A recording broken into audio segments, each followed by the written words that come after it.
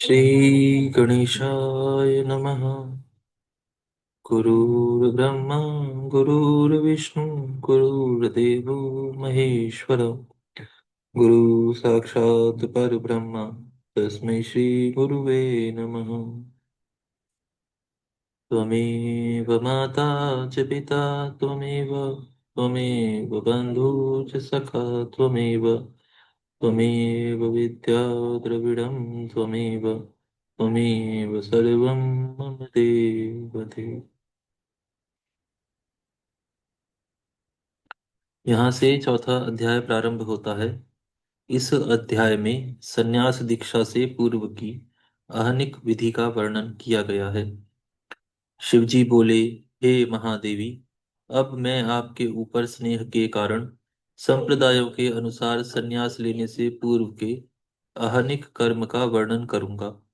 हे महादेवी, ब्रह्म मुहूर्त में उठकर यति अपने सिर में सहस्त्र दल वाले श्वेत कमल पर बैठे हुए शुद्ध स्फटिक के समान अत्यंत निर्मल दो नेत्रों वाले वरद एवं अभय मुद्रा को धारण किए हुए भगवान शिव के समान कल्याणकारी एवं अत्यंत मनोहर स्वरूप वाले गुरु का ध्यान करें।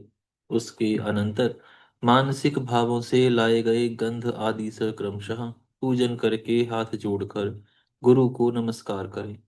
हे महादेव, प्रातः काल से संध्या पर्यंत तथा संध्या से प्रातःकाल पर्यंत मैं जो कुछ भी करता हूँ वह सब आपका ही पूजन हो। इस प्रकार गुरु से निवेदन कर उनसे आज्ञा लेकर प्राणों को रोक करके मन एवं इंद्रियों को वश में रखकर आसन पर बैठे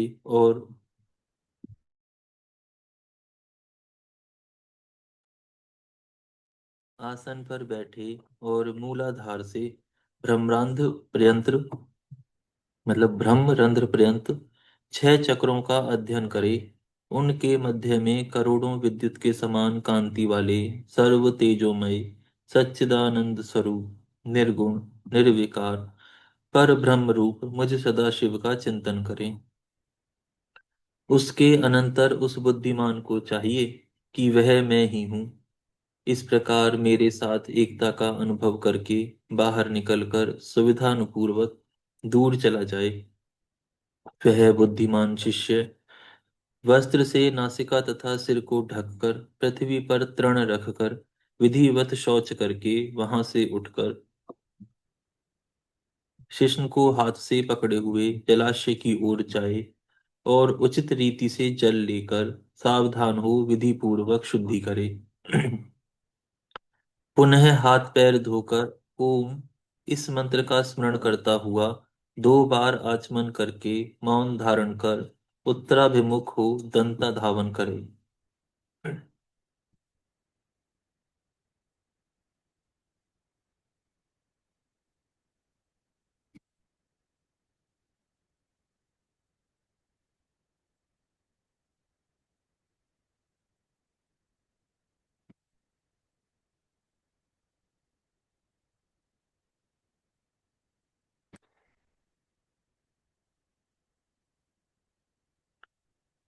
एकादशी तथा अमावस्या को छोड़कर तृण तथा पत्ते डंठल आदि से सदा दंत धावन करें। इसके बाद जल से 12 कुल्ला कर मुख को शुद्ध करें। पुनः दो बार आचमन कर मिट्टी तथा जल से कटी पर्यंत शरीर भाग को शुद्ध करके सूर्योदय के समय मिट्टी का लेपन कर स्नान करें। गुरु का तथा मेरा स्मरण करते हुए स्नान संध्या आदि करना चाहिए। इस विषय में विस्तार के भय से अधिक नहीं कहा गया है, इसे अन्यत्र देख लेना चाहिए। शंख मुद्रा बांधकर प्रणव से सिर पर 12 बार, उसका आधा 6 बार अथवा उसका भी आधा 3 बार जल छिड़के। उसके अनंतर किनारे पर आकर कोपीन का प्रक्षालन कर दो बार आचमन करके प्रणव से ही वस्त्र पर जल छिड़कें तथा अंगों का मार्जन करें। सबसे पहले अंगोछे से मुख पहुंचकर बाद में सिर से लेकर संपूर्ण देह को पहुंचें। इसके बाद गुरु के समीप ही स्थित हो शुद्ध कौपीन धारण कर डोरे से बांध लें। पुनः भस्म धारण करें। हे प्रिय, उसकी विधि कह रहा हूं। दो बार आचमन करके सद्योजात इस आद्य मंत्र से भस्म ग्रहण करके अग्निरीति इत्यादि मंत्रों से उसे अभिमंत्रित करते हुए शरीर का स्पर्श करें। इसके बाद आपो वा इस मंत्र से भस्म में जल मिलाएं। पुनः ओम आपो ज्योति इस मंत्र को पढ़कर मानस्तों के इस मंत्र से भस्म को मसलकर कवल के आकार के दो पिंड बनाएं। फिर एक के 5 भाग करें। हे परमेश्वरी, उसे सिर, मुख, हृदय, गुह्य स्थान तथा चरण में ईशान से लेकर सद्योजात पर्यंत 5 मंत्रों से क्रमशः लगाकर बाद में प्रणव से अभिषेक करें। इसके साथ सभी अंगों को तथा तत्पश्चात दोनों हाथों को धोकर दूसरा पिंड ग्रहण करें और पहले की तरह मसलकर उससे त्रिपुंड धारण करें। त्रयायुषम जमदग्ने त्र्यंबकम यजामहे प्रणव अथवा अन्य शिव मंत्र के द्वारा सिर, ललाट, वक्षस्थल, कंधा, नाभि, दोनों बाहुओं, संधियों तथा पीठ पर क्रमशः भस्म लगाएं। इसके बाद दोनों हाथ धोकर यथाविधि 2 बार आचमन करके पंचाक्षर मंत्र का उच्चारण कर वह विद्वान शिष्य अपने गुरु का ध्यान करे और आगे कही जाने वाली विधि के अनुसार 6 प्राणायाम करे। दाहिने हाथ में जल लेकर उसे बाएं हाथ से ढककर 12 बार प्रणव मंत्र पढ़कर उसे अभिमंत्रित करे।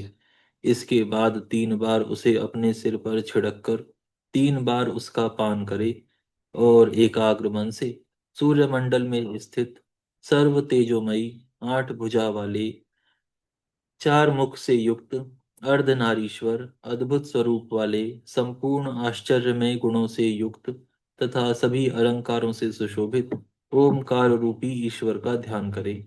इस प्रकार ध्यान करके विधि पूर्वक 3 बार अर्घ्य दी। इसके बाद 160 इसके बाद 108 बार शिव मंत्र का जप करके 12 बार तर्पण करें। पुनः विधिवत आचमन कर 3 प्राणायाम करे।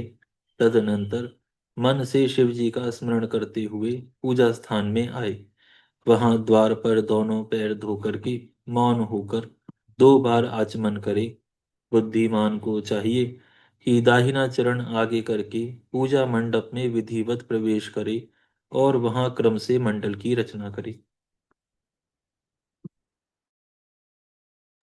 यहाँ पर यह अध्याय पूर्ण होता है। यहाँ से 5वां अध्याय प्रारंभ होता है। इस अध्याय में संन्यास दीक्षा हेतु मंडल निर्माण की विधि का वर्णन किया गया है। ईश्वर बोले, भूमि के गंध, वर्ण, रस आदि की भली भांति परीक्षा कर वहां अपने मन के अनुकूल स्थान पर वस्त्र का विशाल चंदोवा लगाकर दर्पण तल के तुल्य सम तथा स्निग्ध पृथ्वी तल पर 2 हाथ प्रणाम के चौकोर मंडल का निर्माण करें। 2 हाथ प्रमाण के चौकोर मंडल का निर्माण करें। ताड़ का पत्ता लेकर उसी के समान लंबे एवं चौड़े स्थान में बराबर 13 भाग करें। उस ताड़ पत्र को वहीं रखकर पश्चिम की ओर मुख करके बैठें और रंगा हुआ सुदृढ़ धागा लेकर उसे पूर्व, पश्चिम, उत्तर, दक्षिण चारों दिशाओं में लपेटें। हे देव देवेशी, इस प्रकार करने से उस मंडल के 169 कोष्टक हो जाएंगे। उसके मध्य का कोष्टक कर्णिका है। उसके बाहर के 8 कोष्टक 8 दल कहे जाते हैं। सभी दलों को श्वेत वर्ण का बनाएं।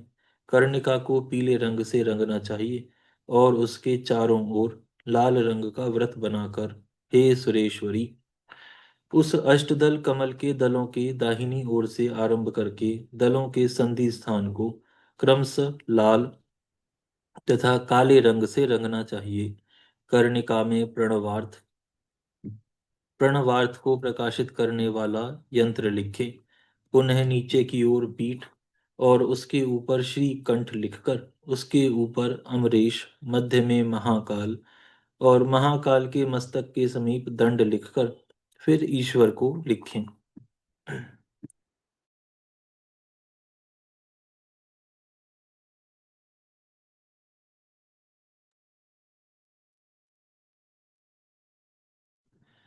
श्याम रंग से पीठ और पीत रंग से श्रीकंठ को चित्रित करें। अमरीश और महाकाल को क्रमशः लाल तथा काले रंग से चित्रित करें। बुद्धिमान को चाहिए कि दंड को धूम वर्ण तथा ईश्वर को धवल वर्ण का बनाए। इस प्रकार रंग भरकर बनाए गए यंत्र को सद्योजात मंत्र से वेष्टित कर दें। हे ईश्वरी, उस मंत्र से उठे हुए नाद से ईशान का भेदन करें और आग्नेय आदि के क्रम से उनकी ब्रह्म बाह्य पंक्तियों को ग्रहण करें। हे सुंदरी, उन कोणों के चार कोष्टकों को श्वेत तथा लाल धातुओं से रंग कर चार द्वारों की परिकल्पना करें। उनके बगल के दोनों कोष्टकों को पीले रंग से परिपूर्ण करना चाहिए। आग्नेय कोण के कोष्ठ के मध्य भाग में पीत वर्ण वाले चौकोर स्थान में लाल रंग के अष्टदल कमल का निर्माण करना चाहिए और उसकी कर्णिका को पीले रंग से रंगना चाहिए। तत्पश्चात सावधान होकर उसके मध्य में बिंदु युक्त हकार लिखें। उस कमल के नैऋत्य कोण वाले कोष्ठक में चौकोर वृत्त वाला रक्त वर्ण का अष्टदल कमल बनाएं और उसकी कर्णिकाओं में पीला रंग भर दें। उसमें श वर्ग के तीसरे अक्षर स को छठे स्वर उ से युक्त करके सु लिखें। हे भद्रे, बिंदु नाद से युक्त चौदहवां स्वर ओम इस श्रेष्ठ बीज मंत्र के पद्म को मध्य में लिखें। इसी प्रकार पद्म के ईशान कोण वाले कोष्टक में भी रक्त वर्ण का वैसा ही कमल बनाएं और उसमें क वर्ग के तीसरे अक्षर ग को पंचम स्वर से युक्त करके गु लिखें। उस वर्ण के कंठ भाग में बिंदु लिखें। हे देवी पार्वती, हे शिवे, इसकी बाहर वाली तीन पंक्तियों में पूर्वादि दिशा के क्रम से चारों ओर के पांच कोष्ठ ग्रहण करें और उसके मध्य में कर्णिका को पीला करें एवं वृत्त को रक्त वर्ण का कर दें। इसकी विधि जानने वाले को चाहिए कि कमल दलों को लाल बनाए और दलों के बाहर वाले छिद्रों को काले रंग से भर दे। आग्नेय आदि चारों कोनों को सफेद रंग से परिपूर्ण करे। पूर्व की ओर 6 बिंदु से युक्त षटकोण को काले रंग से लिखे। दक्षिण कोष्टक में रक्तवर्ण त्रिकोण, उत्तर कोष्टक में श्वेताभ अर्धचंद्र, पश्चिम कोष्टक में पीतवर्ण चतुरस्त्र अंकित करके क्रमशः चार बीज लिखें। पूर्व कोष्टक में शुक्रवर्ण बिंदु, दक्षिण कोष्टक में कृष्णवर्ण ऊकार, उत्तर कोष्टक में रक्तवर्ण माकार और पश्चिम कोष्टक में पीतवर्ण आकार लिखें। हे सुंदरी, सबसे ऊपर की पंक्ति से नीचे वाली पंक्ति में पीला, श्वेत, लाल और काला ये चारों रंग भरें। उसके नीचे श्वेत, श्याम, पीत एवं रक्त रंग से रंगे। हे वरानने, नीचे के त्रिकोण में लाल, सफेद और पीला रंग भरें। हे ईश्वरी, इस प्रकार दक्षिण से प्रारंभ कर उत्तर दिशा तक चित्रण करें। उसकी बाहरी पंक्ति में पूर्व से मध्य भाग तक पीला, लाल, काला, श्याम, श्वेत, पीत वर्ण चित्रित करें। हे प्रिय, रक्त, श्याम, श्वेत, लाल, कृष्ण, लाल यह 6 रंग कहे गए हैं। आग्नेय कोण से आरंभ कर वायु कोण पर्यंत इन रंगों का क्रमशः प्रयोग करें। हे महेशानी, दक्षिण से लेकर पूर्व पर्यंत ये सब बताए गए हैं। हे ईश्वरी, वैसे ही नैऋत्य दिशा में से लेकर आग्नेय दिशा पर्यंत जानना चाहिए। उसी रीति से पश्चिम दिशा से लेकर दक्षिण दिशा पर्यंत भी जानना चाहिए कहा गया है। हे महादेवी, वायव्य से लेकर नैऋत्य दिशा तक यह क्रम कह दिया। इस प्रकार परमेशानी पूर्व से लेकर पश्चिम दिशा तक कहा गया है। हे अंबिके, उत्तर से लेकर वायव्य तक यह क्रम जानना चाहिए। हे पार्वती, इस प्रकार मैंने मंडल की विधि आपसे कह दी। जितेंद्रिय यति को चाहिए कि स्वयं इस प्रकार मंडल लिखकर ब्रह्म में तत्पर हो सौर पूजा करे। आज हम यहाँ विराम करते हैं, यहाँ पर यह अध्याय पूर्ण होता है, फिर कल से प्रारंभ करेंगे।